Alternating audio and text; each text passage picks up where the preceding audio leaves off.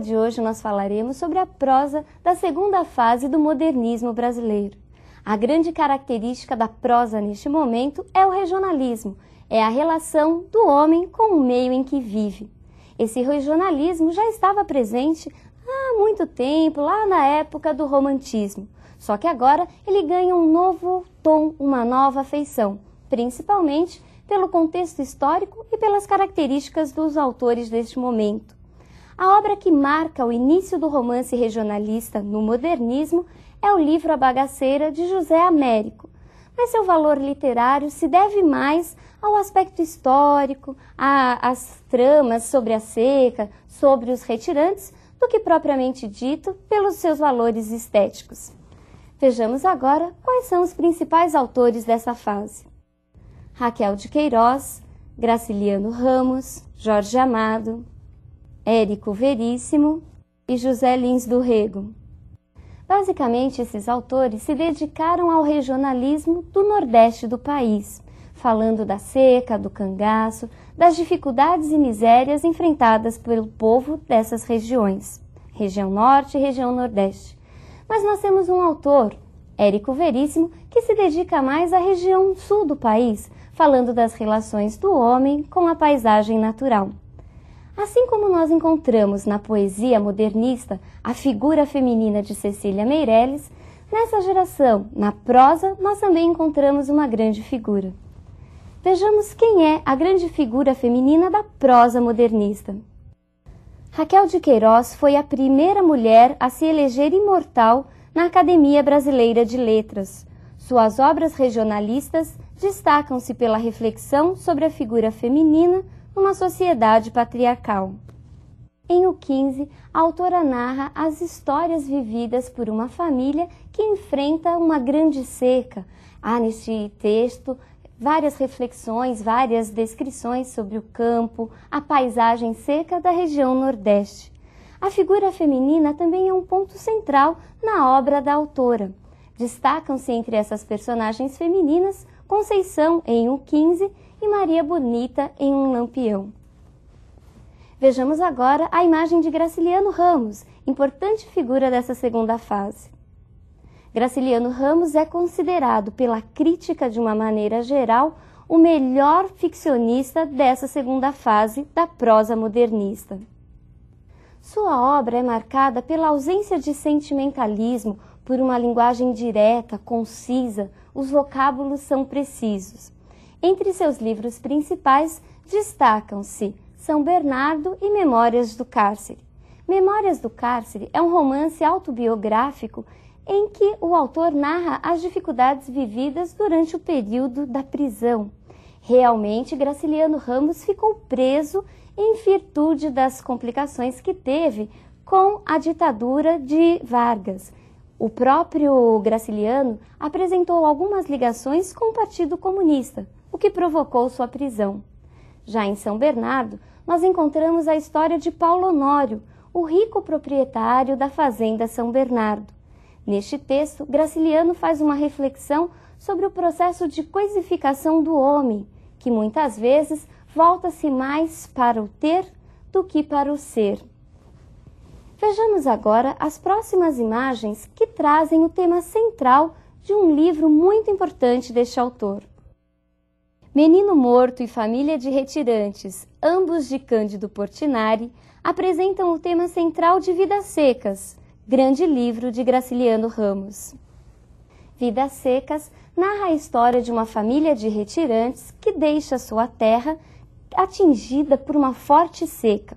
A família é composta por Sinhá Vitória, a mãe, Fabiano, o pai, 2 filhos, apenas chamados de menino mais velho e menino mais novo, e os animais, o papagaio e a conhecidíssima cachorra-baleia. Vejamos agora um trecho em que narra o início da saída desta família. A caatinga estendia-se de um vermelho indeciso salpicado de manchas brancas que eram ossadas. O vôo negro dos urubus fazia círculos altos em redor dos bichos moribundos. Anda, excomungado! O pirralho não se mexeu, e Fabiano desejou matá-lo.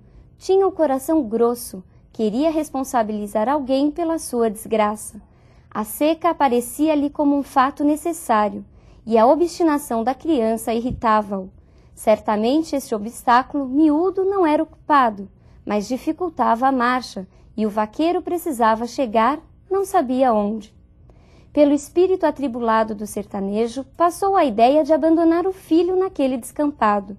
Pensou nos urubus, nas ossadas, coçou a barba ruiva e suja e, resoluto, examinou os arredores.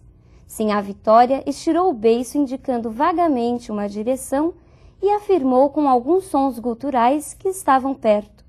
Fabiano meteu a faca na bainha, guardou-a no cinturão, acocorou-se, pegou no pulso do menino que se encolhia, os joelhos encostados no estômago, frio como um defunto. Aí a cólera desapareceu e Fabiano teve pena. Impossível abandonar um anjinho aos bichos do mato. Entregou a espingarda a Sinhá Vitória, pôs o filho no cangote, levantou-se, agarrou os bracinhos que caíam sobre o peito, moles, finos como cambitos.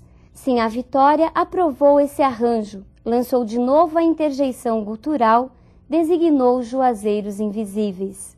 E a viagem prosseguiu, mais lenta, mais arrastada, num silêncio grande.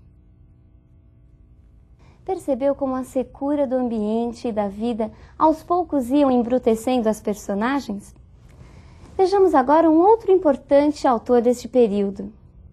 Jorge Amado é talvez um dos escritores mais conhecidos pelo público jovem, isto porque muitos de seus livros foram adaptados para a TV e para o cinema, e ainda hoje é um dos escritores brasileiros que mais vendeu livros.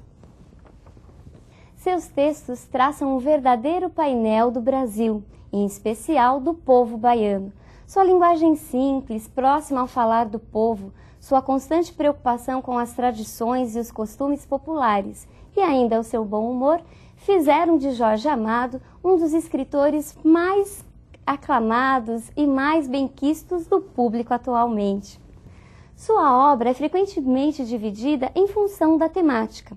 Assim nós temos Romances da Bahia, que retratam a vida das classes oprimidas na urbana Salvador. São livros de denúncia das desigualdades sociais. Entre eles, destaca-se Capitães da Areia. Romances ligados ao ciclo do cacau, que retratam a exploração dos trabalhadores rurais pela economia latifundiária do Nordeste. Segundo o próprio Jorge Amado, foi a luta do cacau que o tornou romancista. Entre esses romances destacam-se Cacau e Terras do Sem Fim. E por último, as Crônicas de Costumes, que partem dos cenários do Agreste e da zona cacaueira para uma reflexão sobre a vida, os amores e os costumes da sociedade. São desse ciclo as conhecidíssimas figuras femininas de Jorge Amado, como Gabriela Cravo e Canela, Dona Flor e seus dois maridos, Tieta do Agreste e Teresa Batista Cansada de Guerra. Vejamos agora a imagem de outro importante escritor deste período. Érico Veríssimo, que assim como Jorge Amado, conquistou o público leitor. Sua obra é comumente dividida em romances urbanos, históricos e políticos. Entre os romances urbanos destacam-se Clarissa e Olhai os Lírios do Campo. Neste momento, nós temos um autor que analisa as questões, as crises de uma sociedade na época. A sua grande obra-prima é a trilogia histórica O Tempo e o Vento, em que nós encontramos as grandes figuras de Ana Terra e Rodrigo Cambará. E é dele também o conhecidíssimo Incidente em Antares, um romance político que mistura o plano real com o plano imaginário. Num dado momento desse romance, os coveiros entram em greve e os mortos, por sua vez, acabam ressuscitando para denunciar a corrupção e a podridão moral dos moradores da cidade. Esse romance é a marca realmente entre o ficcional, entre o imaginário e o real. Vejamos agora o último grande escritor desse período. José Lins do Rego, à direita, sem chapéu e de óculos, foi um apaixonado por futebol. Nessa foto, tirada no Maracanã, ele assistia ao jogo de seu time predileto, o Flamengo do Rio de Janeiro. José Lins do Rego foi um autor muito identificado com o povo e com a sua região.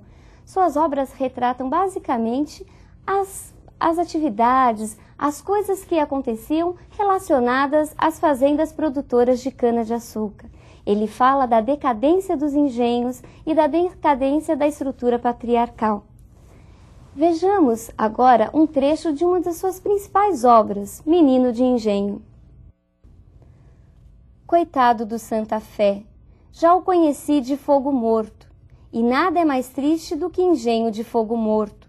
Uma desolação de fim de vida, de ruína, que dá à paisagem rural uma melancolia de cemitério abandonado.